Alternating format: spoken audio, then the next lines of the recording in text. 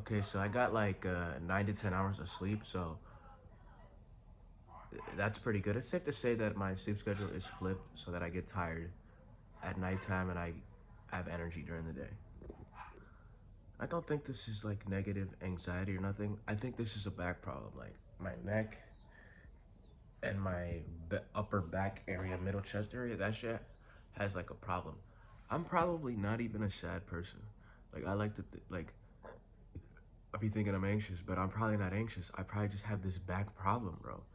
Like a lot of my issues are probably because I have a lower back and an upper back problem, legitimately. And I'm thinking that it's negativity, but it's not. It's just a back problem. I already figured this out like I think a couple months ago, but not when I actually look at it now, I don't have any problem, like no psychological problem. Matter of fact, I'm probably more high ranking psychologically. Not to say because I'm better than anybody, but I'm just saying like, nah, I'm not even gonna say that. But I'm efficient. I'm doing well psychologically, but the like physically, my lower back and my upper back here stab me, bro. It's the blood. It's the way I sleep. I don't know. I don't know, man. But I will say this: like even the breathing, if it messes with the breathing, the upper back. But I will say this though. That's why when I meditate, it kind of goes away. All right, let me stop rambling. I want to say a couple things here. And I reviewed some stuff yesterday. Actually, I'm going to read it to you. I'd like to read a Bible verse, which is, not that I am referring to being in need, for I have learned to be content with whatever I have. I know what it is to have little, and I know what it is to have plenty. In any and all circumstances, I have learned the secret of being well fed and of going hungry, of having plenty and of being in need. I can do all things of him who strengthens me. Basically, what this means is, in life, you can go up and down. This has nothing to do with food, but in life, like even materially, you could go up. You've been up and you've been down. You know what it's like to be at the top. You know what it's like to be at the bottom. But I can do all things of him who strengthens me, meaning God, the God, the creator, whatever it like, that space where it's beyond up and down. So if you're with God, you're beyond the up and down of life. That's essentially what this Bible verse is saying. So if you get in connection with God, you're beyond the up and down of life.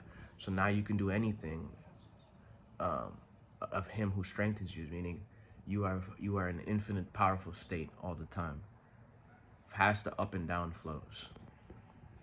Whatever happens on the outside, it does not matter. You get your fulfillment of him who strengthens you, which is God. So, because if you get your fulfillment from a thing on the outside, you're going to go to this. I need this, I need this, I need this. It didn't feel good when I got it. And then, yeah, things happen in life. But if you get your strength from him who strengthens you, which is God, the stillness, the inner being, the creation, touch the creator's source, the space that is beyond the up and down, then you will get the fulfillment. That's what that Bible verse is saying. And then we move on to some sutras. Mental modifications are restrained by practice of non-attachment. Practice becomes firmly grounded when well attended to for a long time without break and in all earnestness. So basically, the mental modifications are restrained by practice and non-attachment. So your spiritual practice and being non-attached to things, being non-attached to the way, the movement of life, basically. That's what he's saying. Do your spiritual practices, do your meditation, do your yoga, and do not hold on to attachments throughout the day. So when you're done with your yoga, do not create attachments. Do not create identifications. Stay in that stillness that you've reached in your yoga, or at least try to carry it on and stay aware in that state forever. But what tends to happen is people go immediately back to the mind just picking and choosing and identifications and attachments. But it's a learning experience. But if you want to be free, that's what you have to do. That's what these sutras are saying. And then we're going to move on to some Neville Goddard. This is from The Power of Awareness.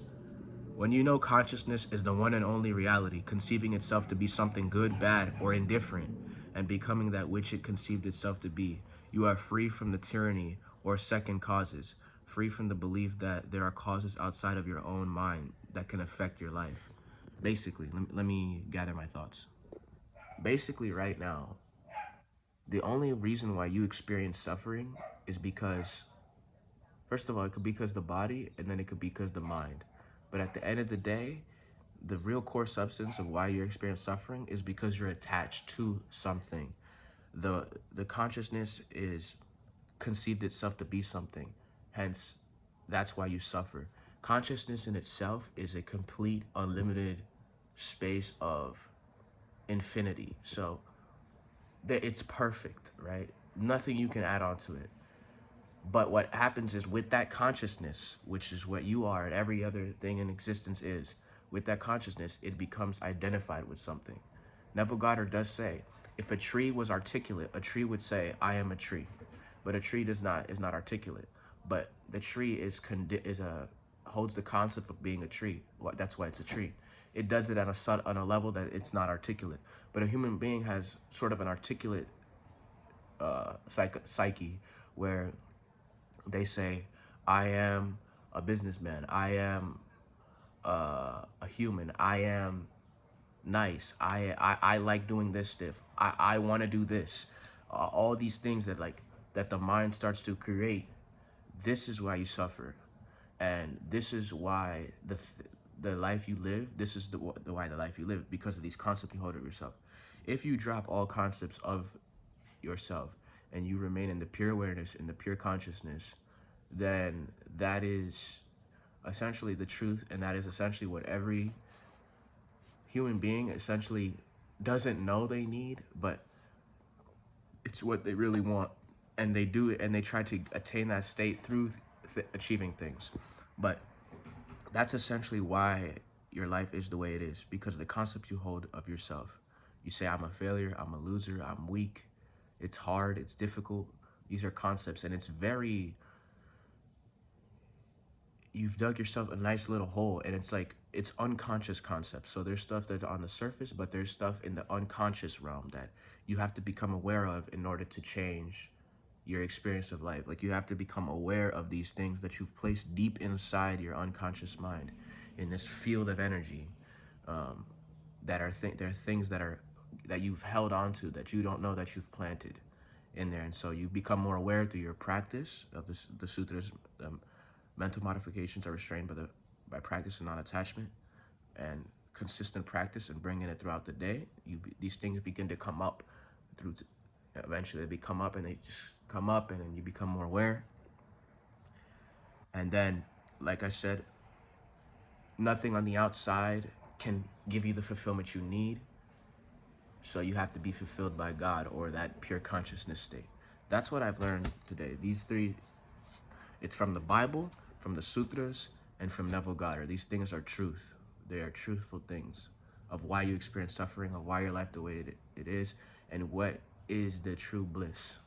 Think of it. If you had when you're a baby, you are more happy. When you're a kid, you're more happy. And this is because the memory within yourself is not as prominent. So you're happier. But when you get older, you start getting beat down and more mean and more, heavy, because the memory has accumulated and you become identified with this memory. And since you become identified with this memory, that's where the suffering is. But if you take a little space between your memory, then the blissness is there. And now you can choose consciously what it is you want to utilize the memory for.